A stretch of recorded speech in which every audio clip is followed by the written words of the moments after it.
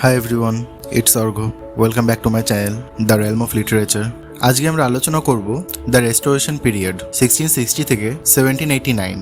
এর আগে আমরা old English period, middle English and Renaissance period totally complete করেছি। তাই যারা আমার আগে ভিডিওগুলো দেখো না, আমি ডেসক্রিপশনে প্লেলিস্ট দিয়ে দেবো, সেই লিঙ্কে গিয়ে তোমরা ভিডিওগুলো গো থ্রু করো।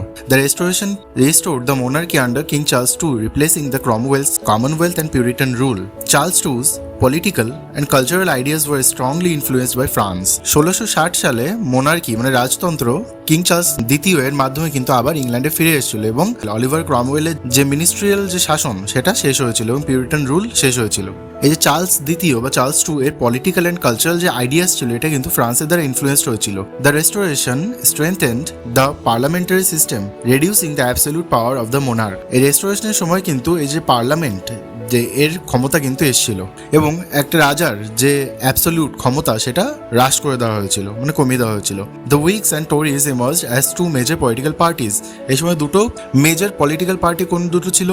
The Whigs and Tories. Society shifted from Renaissance curiosity and speculation to reason, facts and order. Restoration England became a Protestant, middle class and politically stable society.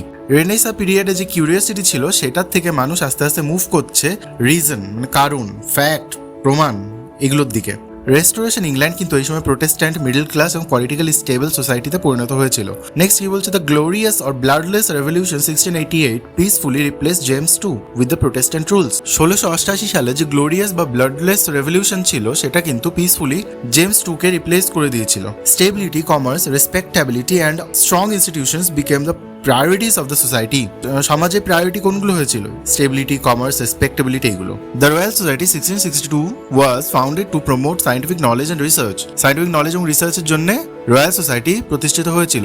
The Bank of England was established, strengthening the country's financial system. 1694 সালে কিন্তু Bank of England প্রতিষ্ঠিত হয়। Thomas Hobbes Leviathan greatly influenced restoration political thought. 1651 সালে লেভিয়াথন লিখেছিল কে? Thomas Hobbes. এই লেখাটা কিন্তু রেস্টোরেশনের সময় যে পলিটিক্যাল চিন্তা ভাবনা সেটা আরো স্ট্রং করে দিয়েছিল। Hobbes believed that human are naturally self interested and acquisitive. Hobbes argued that a strong central government is necessary to prevent chaos. হবসের মতে কেওস মানে যত ঝগড়াঝাটি এই টাইপের জিনিস সমাজে যাতে না থাকে তার জন্য একটা সেন্ট্রাল গভর্নমেন্ট এর দরকার। According to Hobbes, life without government is solitary, poor, nasty, brutish and short.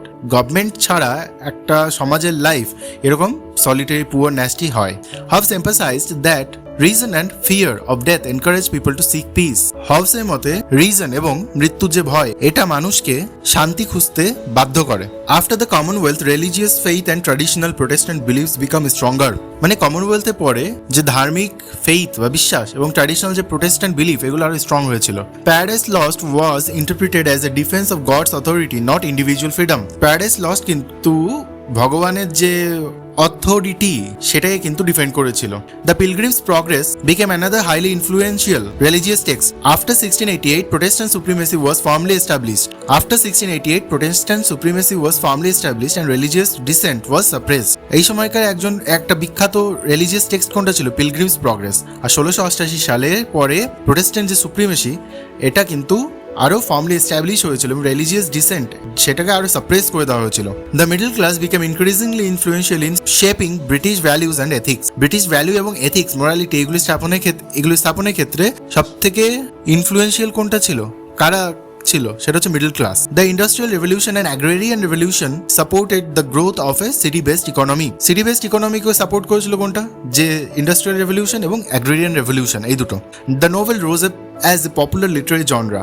এই সময় নোভেল ধীরে ধীরে রাইজ হচ্ছে। Journalism and magazines expanded, creating more professional writers. এই সময় অনেক জার্নালিজম এবং ম্যাগাজিনস এক্সপ্যান্ড হয়েছিল। লিটারারি ক্রিটিসিজম ওই সময় শুরু হয়েছিল। Contemporary drama declined in reputation, although theatres remained popular. এই সময়কার যে ড্রামা সেগুলো কিন্তু আরো রেপুটেশন ডিক্লাইন হয়েছিল, মানে কমে গেছিল, কিন্তু থিয়েটারগুলো কিন্তু ভীষণ পপুলার ছিল। তারপর কি বলছে? Poetry gradually reacted against Augustan neoclassicism, favoring simpler, emotional and melancholy themes. যে পোয়েট্রিগুলো এগুলো কিন্তু অগাস্টান নিওক্লাসিজমে এগেইনস্টে ছিল। এবং এরা কোন কোন থিমস দিয়েছিল, মেলানকোলি, ইমোশনাল অ্যান্ড সিম্পল যে ফেভার, মানে সিম্পল যে থিম সেটা দিয়েছিল। Writers developed a growing interest in fantastic, exotic and primitive. The battle of Culloden 1746 ended the Stuart family's claim to the British throne। এই যে battle of Culloden যেটা 1746 হয়েছিল, এরপরে কিন্তু ব্রিটিশ সিংহাসনের উপর স্টুয়ার্ট ফ্যামিলির যে রাজত্ব সেটা শেষ হয়েছিল। 1776 সালে এসেছিল আমেরিকান রেভলিউশন, 1789 সালে এসেছিল ফ্রেঞ্চ রেভলিউশন। এগুলো কিন্তু ব্রিটেনের যে একটা বিপ্লব ঘটতে পারে এই ভয়টা কিন্তু বাড়িয়ে দিয়েছিল। 18th centuries Britain celebrated itself as a land of liberty and grew more confident through the expansion of British Empire। কিন্তু এই সময় ব্রিটেনরা নিজেদের একটা ল্যান্ড অফ লিবার্টি হিসেবে ধরে নিয়েছিল, যেটা ব্রিটিশ এম্পায়ার বা ব্রিটিশ সাম্রাজ্যের এক্সপ্যানশনের দিকে এদের যে কনফিডেন্স সেটা অনেক বেশি ছিল। তবে চলেছে John Milton. John Milton was one of the greatest poets in English literature. He is considered the last great liberal intelligence of English renaissance. তিনি English renaissance last great liberal intelligence হিসেবে তাকে ধরা হয়। His major ideals were freedom, tolerance and self determination. এগুলো ছিল তার major যে ideals, আদর্শ।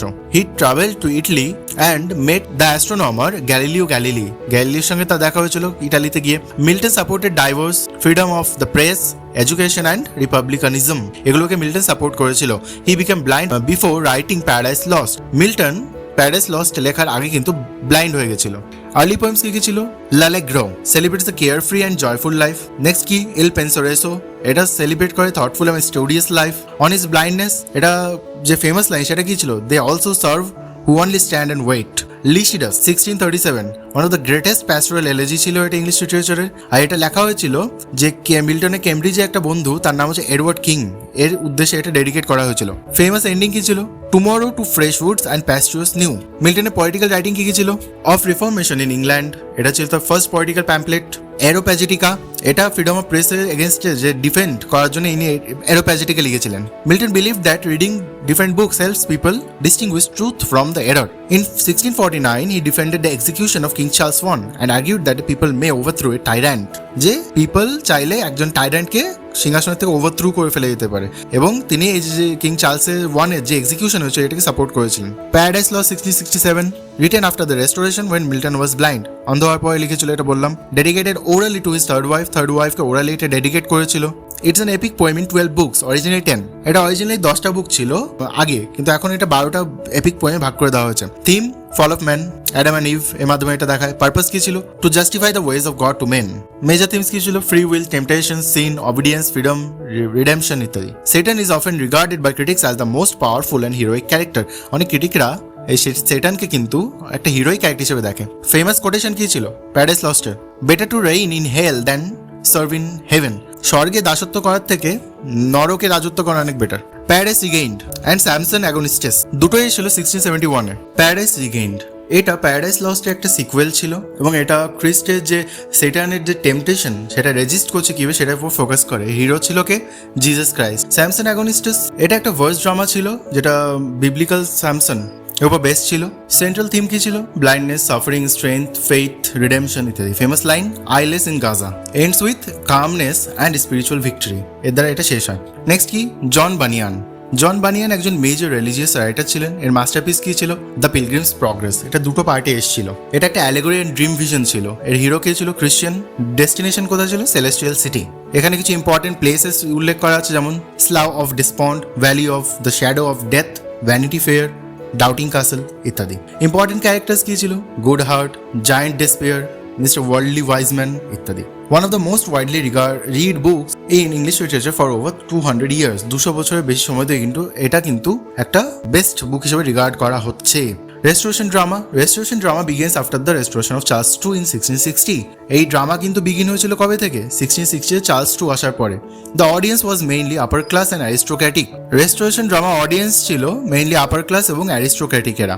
Women were allowed to act stage for the first time. স্টেজে এই যে ওমেনরা প্রথমবার অ্যাক্টিং করার অ্যালাউয়েন্স পেল। ফার্স্ট অ্যাক্ট্রেস কে ছিল? Mrs Coleman. Only 2 patent theatres were officially licensed. এই সময় অনলি 2টো থিয়েটার ছিল যাদের কাছে লাইসেন্স ছিল। একটা হচ্ছে থিয়েটার রয়্যাল, যেটা ড্রুরি লেন, আর একটা হচ্ছে ডিউকস থিয়েটার, যেটা লিঙ্কনস ইনফিল্ডস। ক্যারেক্টারিস্টিক কিছু রেস্টোরেশন ড্রামা, এটা অফকোর্স ফোকাস করেছিল হিরোইক ট্র্যাজেডি আর কমেডি অফ ম্যানার্সের উপরে। এটা নিউ ক্লাসিক্যাল রুল ফলো করছিল, যে রুলটা কি ছিল? Unity of time, unity of place, unity of action. Comedy কিসের সঙ্গে ডিল করতো? Love, sex, marriage, fashion, gossip, social hypocrisy ইত্যাদি। It reflected the manners and morals of upper class London society. এটা কিন্তু আপার ক্লাস লন্ডন সোসাইটির ওপর কিন্তু যে ম্যানারগুলো আর মোরালসগুলো সেটাকে রিফ্লেক্ট করে। হেরোইক ট্র্যাজেডি, জন ড্রাইডেন এই একজন লিডিং ড্রামাটিস্ট ছিল। Restoration tragedy, All for Love ছিল বেস্ট এক্সাম্পল, যেটা নিউ ক্লাসিক্যাল স্টাইলে লেখা হয়েছিল। Thomas Otway major Restoration tragedian ছিলেন। ইম্পর্টেন্ট প্লে কি ছিল? The Orphan, Venice Preserved. Theme কি ছিল? Failure, remorse, suicide, social order. George Lillo domestic ট্র্যাজেডিকে কিন্তু মিডল ক্লাস লাইফে কিন্তু এন্ট্রি করিয়েছিলেন। ইম্পর্টেন্ট প্লে কি ছিল?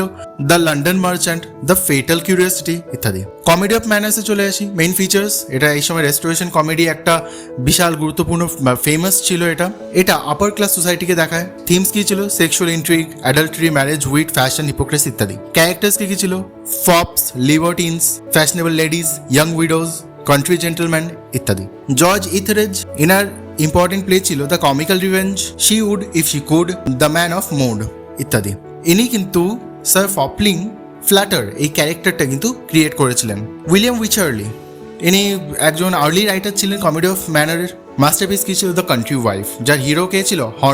Horner pretends to be important to seduce married women. Horner নিজেকে ইম্পর্টেন্ট হিসাবে দেখাতো যাতে সে ম্যারিড ওমেনকে সেডিউস করতে পারে। উইলিয়াম কংগ্রিভ গ্রেটেস্ট ড্রামাটিস্ট ছিলেন রেস্টোরেশন কমেডির। ইম্পর্টেন্ট প্লে কোনটা ছিল? ইম্পর্টেন্ট প্লে ছিল the way of the world, the old bachelor, the double dealer, love for love etc. Famous character ছিল এনার কি? মিরাবেল, মিলাম্যান্ট। থিমস ছিল ম্যারেজ, ফ্রিডম উইথ লাভ। আর যে ফাইনেস্ট কমেডি অফ ম্যানার হিসাবে কোনটাকে ধরা হয় ইনার লেখা? সেটা হচ্ছে দ্য ওয়ে অফ দ্য ওয়ার্ল্ডকে। Sir John Vanbrugh important play ছিল the relapse, the provoked wife ETC. George Farquhar important play ছিল the recruiting officer, the beaux stratagem ETC. Susanna Centlivre তার লেখা ইম্পর্টেন্ট প্লে ছিল a bold stroke for a wife, যেখানে comedy, disguise এবং religious স্যাটায়ারকে কিন্তু এখানে combine করা হয়েছে। জন গের মাস্টারপিস ছিল দ্য বেগার্স অপেরা, এটা একটা ব্যালাড অপেরা ছিল, পলিটিক্যাল স্যাটায়ার ছিল, সং, কমেডি, বার্লেস, সোশ্যাল ক্রিটিসিজমকে কিন্তু কম্বাইন করেছে। জেরেমি কলিয়ার তিনি লিখেছেন a short view of immortality and profaneness of English stage. এখানে তিনি কি কি ক্রিটিসাইজ করেছেন? অবসিনিটি, প্রোফেনিটি, ইমর্টালিটি ইত্যাদি। তার ক্রিটিসিজমের পরে কিন্তু যে রেস্টোরেশন ড্রামা এটা ধীরে ধীরে পতন হতে শুরু করে, ডিক্লাইন হতে শুরু করে। তারপর চলে আসি adaptation of Shakespeare plays were heavily adapted.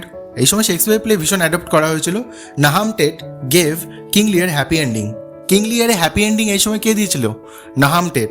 এছাড়া বিভিন্ন ভায়োলেন্ট সিন যেমন গ্লসেস্টার্স যে ব্লাইন্ডিং এটাকে রিমুভ করে দেওয়া হয়েছিল। তারপর দ্য টেম্পেস্ট আর ডক্টর ফস্টার্স, এগুলোকে ডক্টর ফস্টার্স যদিও মার্লোর লেখা, শেক্সপিয়ারের নয়, তবুও এখানে উল্লেখ করা হয়েছে যে টেম্পেস্ট বা ডক্টর ফস্টার্স এর মতো যে বিখ্যাত লেখাগুলো সেগুলোকে কিন্তু অল্টার করে দেওয়া হয়েছিল, মানে কিছু চেঞ্জ বা ইমপ্রুভ করা হয়েছিল বা যাতে সেটা রেস্টোরেশন টেস্টের সঙ্গে ম্যাচ করে। তারপরে কি? থিয়েটার্স লাইসেন্সিং অ্যাক্ট, এটা ভীষণ ইম্পর্টেন্ট।